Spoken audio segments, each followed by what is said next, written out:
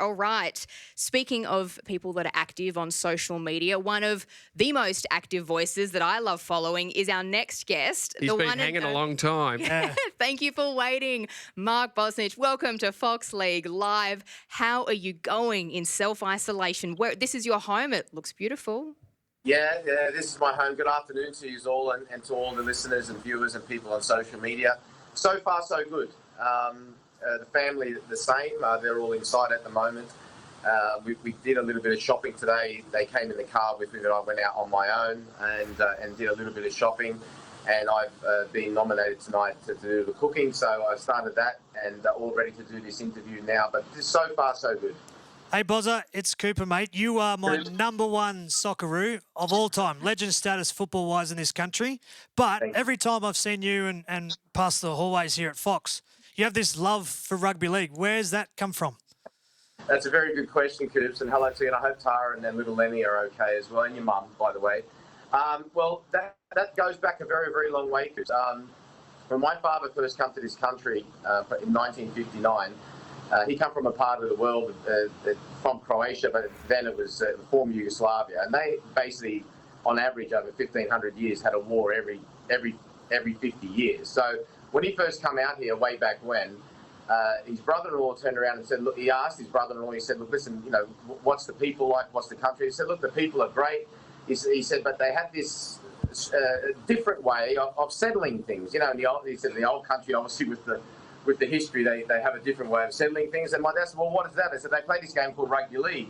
So we took him to watch the game, and it was Parramatta versus Manly. My dad's late brother-in-law, my late uncle, he was supporting Parramatta, and my dad supported Manly from that day. So fast forward to 1978, I was 6 years of age, my sister was 5, and my mum was a massive Parramatta fan, and we went to, I think it was the preliminary final. It was Peter Sterling's first or second game against Manly at the SCG, and I don't know if people have got a good memory. Parramatta were winning. I think it was something like 13-3. I think it was 3 points for a try during that time. And my dad had this Manly jersey on, and he took it off at half time. Anyway, Manly come back and drew that game. And they won the replay. So from that moment, I become basically a Parramatta tragic. We went through another couple tough years up until the golden years, which was 1981, 82, and 83. Obviously, in 86 we won it again, but those 3 years were absolutely fantastic and ended such a long time for Parramatta. We always the bridesmaid, never the bride, and we got an absolutely fantastic side. And really from that time, my love of rugby league never really waned. Yes, football is my number one game, but even when I went to England for 20 years, I'd always watch on a Monday night. There'd be some great coverage, about what was going on in Australia, along with the Super League over in the UK. And I used to watch all those games basically all the time. And since I've been back in 2008, I've had the good pleasure of watching that great Queensland side, which you were part of, Coops, and also some fantastic club sides. So obviously the Roosters come to mind. Melbourne Storm have been absolutely fantastic.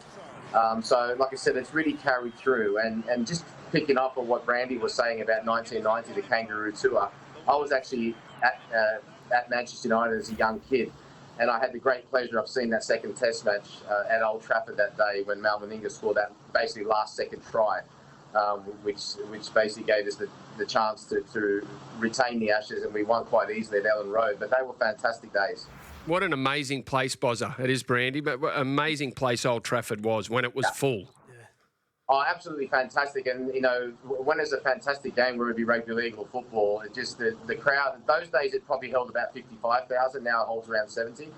And as you know, the crowd are very, very close to the action, and it was absolutely unbelievable. And I'll never forget that game because in the first game we got a bit of a tonking. And I remember I used to see you guys out quite a lot, Brandy. I remember going up to Brad Fittler, because Brad Fittler and I played cricket together as youngsters, and Jason Taylor, by the way.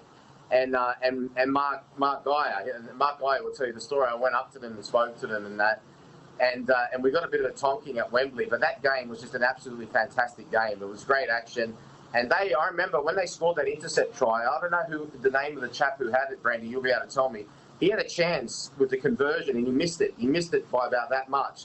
to put Great Britain ahead, and he didn't, and that kept the scores. They kept the scores level rather. You know what happened then, Bozza? You know what happened then? So it was Paul Lachlan that took the intercept. That's right. He came off the bench, Paul Lachlan. Yeah. And it was Paul Eastwood who was the goal kicker. Now Paul Eastwood. Yeah, Paul Eastwood hooked his first kick at goal, right?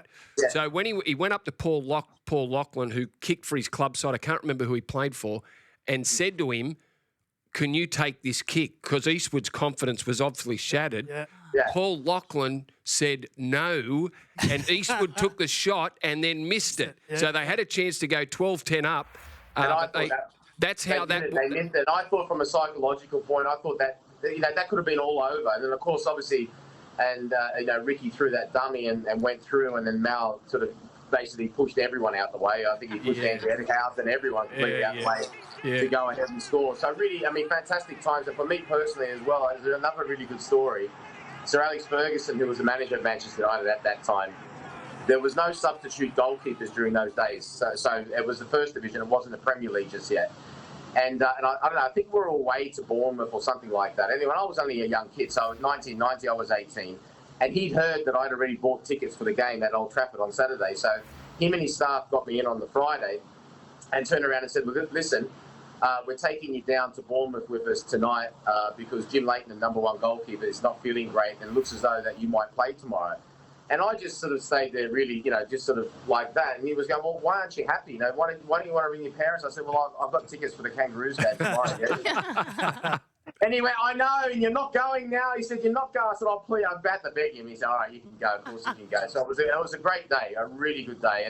And like I said, those times, for me, they were the golden era. Everyone's got their own golden eras. I mean, I speak to my father-in-law. He'll have his own golden era of rugby league. My father the same. But for me, my golden era was obviously those 80s going through the 90s. And the year I had to come back before I went to Aston Villa as well, Brandy, you'll be happy to know, I got to watch live you guys beating Canberra in that grand final. That was a fantastic game as well. Yeah, good stuff. Bozza, set off the top, you're my number one Socceroo of all time. One, because of your prowess on the sporting field. But number two, truth to this, catching limousines to Socceroos training. True or false? False. What I did was this. The story has everything. It's like a small town. You catch a fish in the morning that big. By the time it gets around the whole town, you had a massive battle with the killer whale. Yeah. So what happened was, I think it might have been 95, 96, and I'd come back and I just signed a new contract. And I thought, look, listen. And I think it was Planet Hollywood that opened just over here in George Street. I just sort of thought myself, just for the boys and I actually booked 3 limousines for the boys and the coaching staff to go for a night out to Planet Hollywood, but not to training. No, I always go to theme parks. Oh, Mark Bosnich, we've learnt so much in our little chat. He's a good man, Bozzo. Thank you so much for your time. Thank Enjoy you. isolation. Good on you, Boz. Stay safe. Take care.